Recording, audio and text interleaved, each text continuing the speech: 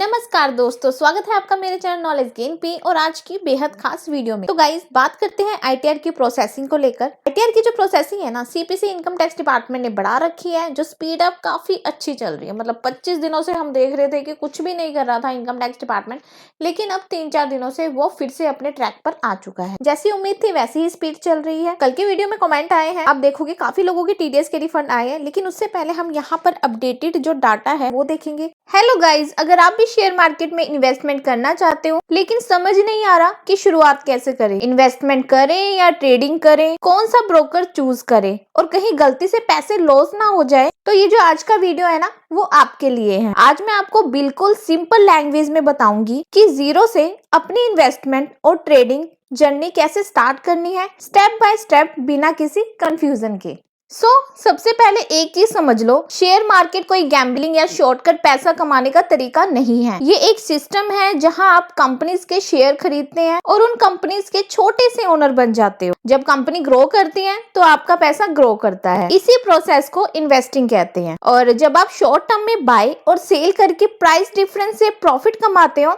उसे ट्रेडिंग कहते हैं। दोनों बातें सही हैं, बस अप्रोच और टाइम अलग होता है। बिगनर्स के लिए लॉन्ग टर्म इन्वेस्टिंग ज्यादा सेफ होती है और धीरे धीरे जब मार्केट समझ में आ जाए तब ट्रेडिंग शुरू करनी चाहिए। और अब जैसे कि आपको पता है कि शेयर मार्केट में एंट्री लेने के लिए आपको एक डीमैट और ट्रेडिंग अकाउंट चाहिए होता है। डीमैट अकाउंट में आपके शेयर्स डिजिटल फॉर्म में सेफ रहते हैं और ट्रेडिंग अकाउंट से आप उन्हें बाय और सेल करते हैं। यहीं पे सबसे इंपॉर्टेंट डिसीजन होता है ब्रोकर का, क्योंकि बहुत लोग सिर्फ स्टॉक्स पे फोकस करते हैं लेकिन ब्रोकरेज और हिडन चार्जेस में उनका काफी पैसा चला जाता है। लॉन्ग टर्म में ये स्मॉल चार्जेस ही आपके प्रॉफिट्स को खा जाते हैं। इसलिए अगर आप स्मार्ट और कॉस्ट इफेक्टिव स्टार्ट करना चाहते हो तो आप शून्य जैसे प्लेटफॉर्म को कंसीडर कर सकते हो। मुझे पर्सनली इसका सबसे स्ट्रॉन्ग पॉइंट लगता है इसका लो कॉस्ट स्ट्रक्चर। यहाँ लॉन्ग टर्म इन्वेस्टमेंट या डिलीवरी ट्रेडर्स पर ब्रोकरेज जीरो है। मतलब अगर आप शेयर्स बाय करते हैं, होल्ड करते हैं, तो कोई ब्रोकरेज चार्ज नहीं लगता। और अगर आप इंट्राडे या फ्यूचर्स एंड ऑप्शन में ट्रेड करते हो तो वहां भी सिर्फ 5 rupees per executed order charge होता है, ना 20 रुपीज ना 30 रुपीज, सिर्फ 5 रुपीज। साथ ही कोई प्लेटफॉर्म फीस और हिडन एक्स्ट्रा चार्ज नहीं होता, जो काफी ब्रोकर क्वाइटली ले लेते हैं। इससे आपका अननेसेसरी एक्सपेंस बच जाता है और आपका ज्यादा पैसा मार्केट में इन्वेस्टेड रहता है। शून्य का एक और अच्छा पार्ट ये है कि आपको अलग अलग एप्स या प्लेटफॉर्म की जरूरत नहीं पड़ती, क्योंकि एक ही जगह पर shares, mutual funds, ETFs, commodities, currencies and FNO सब ट्रेड कर सकते हो।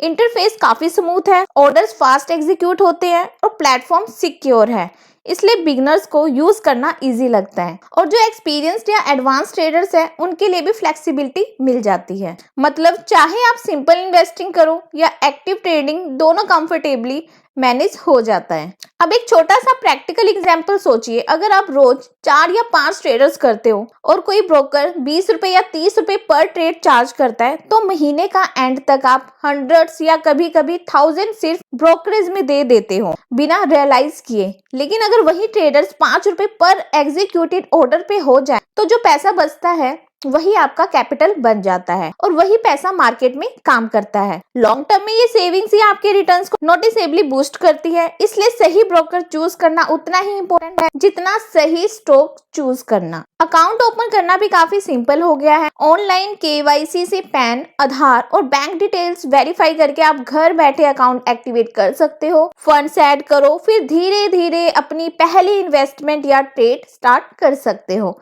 लेकिन याद रखो, शुरुआत हमेशा स्मॉल अमाउंट से करो। पहले मार्केट को समझो, जल्दी पैसा डबल करने के चक्कर में मत पड़ो। शेयर मार्केट पेशेंस और डिसिप्लिन का गेम है, शॉर्टकट का नहीं। तो अगर आप सीरियसली अपनी इन्वेस्टमेंट और ट्रेडिंग जर्नी स्टार्ट करना चाहते हो और चाहते हो कि आपका पैसा ब्रोकरेज में वेस्ट होने की बजाय आपके लिए काम करे, तो ब्रोकर ऑप्शंस कंपेयर जरूर करो और एक low cost powerful platform choose करो। डिस्क्रिप्शन में दिया गया लिंक चेक करके शून्य एक्सप्लोर कर सकते हो और देख सकते हो क्या ये आपके लिए सही फिट है। एम सिंपल होना चाहिए, ट्रेडिंग प्रॉफिटेबल हो, एक्सपेंसिव नहीं। तो यहाँ पे मैंने ओपन कर रखा है कल का डाटा, यानी कि 15 फरवरी 2026 का। तो कल की डेट में नंबर ऑफ रिटर्न जो फाइल्ड है वो है 8,84,91,855। तो इतनी आईटीआर यहाँ पे फाइल हो चुकी है।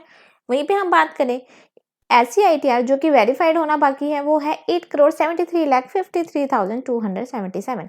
तो इतनी ITR यहाँ पे वेरीफाई हो चुकी है। वेरीफाइड डाटा में से 8,42,25,105 जो डाटा है गवर्नमेंट ने, इनकम टैक्स डिपार्टमेंट ने यहाँ प्रोसेस किया है। आप यहाँ पे देखोगे इनकम टैक्स डिपार्टमेंट ने 2 दिन कुछ भी काम नहीं किया, 0 ITR यहाँ पे प्रोसेस हुई है। उससे पहले जो था 6-7 दिन जो डाटा था काफ़ी अच्छा प्रोसेस कर रहा था, पर इनकम टैक्स डिपार्टमेंट अब यहाँ पे कुछ नहीं कर रहा है। 2 दिन उन्होंने 0 मतलब कुछ भी काम नहीं किया है। और अभी भी 31,10,478 ऐसी ITR है जो प्रोसेस्ड होना बाकी है। देखते हैं इन लोगों के साथ क्या होता है, इनकम टैक्स डिपार्टमेंट क्या करता है। और 42,49,072 ITR ऐसी है जो कि E-वेरीफाई होना बाकी है, प्रोसेस भी होना बाकी है। तो देखते हैं इनकम टैक्स डिपार्टमेंट क्या करता है। 2 दिन तो इन्होंने बुरा हाल कर दिया, एक भी डाटा जो है यहाँ पे प्रोसेस नहीं किया। ग्राफ की बात करें तो पहले 6-7 दिन काफ़ी अच्छा ग्राफ चल रहा था, पर अब तो एकदम डाउन हो चुका है। इनकम टैक्स डिपार्टमेंट से ऐसी उम्मीद नहीं कर सकते। इन लोगों का क्या होगा जो कि 31 लाख पर्सन यहाँ पे अभी भी बैठे हुए हैं, अपने ITR के रिफंड का वेट कर रहे हैं। इनका पता नहीं क्या होगा, ये लोग कैसे मैनेज करेंगे, कैसे चीज़ें ये लोग हैंडल करेंगे।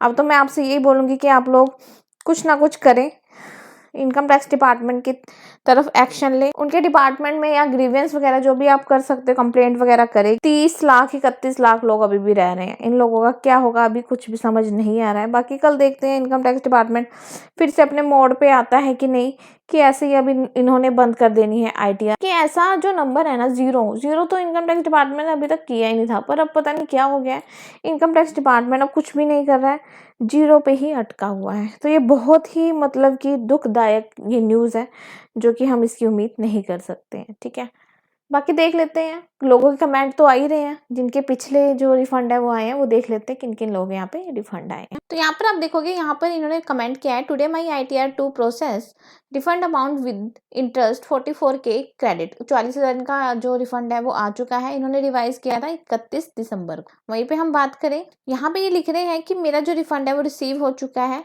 I was filed on 11 June, around 9 महीने हो गए, अब इनका जो रिफंड है इनको मिल चुका है। यहाँ पे लिखा है कि 8 तारीख को इनका जो रिफंड है इनका आ चुका है। यहाँ पे ये कह रहे हैं कि ITR 25 की थी, 26 जुलाई को प्रोसेस हुई, 9 फेब को 93K रिफंड यहाँ पे इनको रिसीव हो चुका है।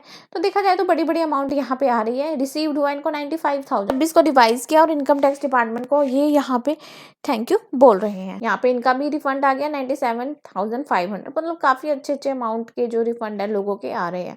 आप लोग कहते हो कि रिफंड नहीं आ रहे, बहुत लोगों के आए। देखो, आई हैव रिसीव्ड यस्टरडे, इनको भी मिला है कल। ठीक है, मेरा भी रिफंड आ गया 96,000, 5 सितंबर को भरा था, 31 को रिवाइज किया इन्होंने, इनको भी मिल गया। और ये यहाँ पे थैंक्स कह रहे वीडियो के लिए, I received yesterday, it is filed on 26 जुलाई। बहुत लोगों के रिफंड यहाँ पे है, 94,000 क्रेडिट हुआ इनके अकाउंट में। ठीक, तो अब ज़्यादा टाइम नहीं लगने वाला है ITR की प्रोसेसिंग को लेकर। जो लोग जून और जुलाई से वेट कर रहे हैं ना अपनी ITR की प्रोसेसिंग का, तो गाइज कहीं ना कहीं उनकी ITR अब जल्द प्रोसेस होने वाली है और इनकम टैक्स डिपार्टमेंट का रिफंड भी यहाँ पे मिल रहा है। और आपने कब अपनी इनकम टैक्स रिटर्न को फाइल किया, कमेंट बॉक्स में जरूर बताएं।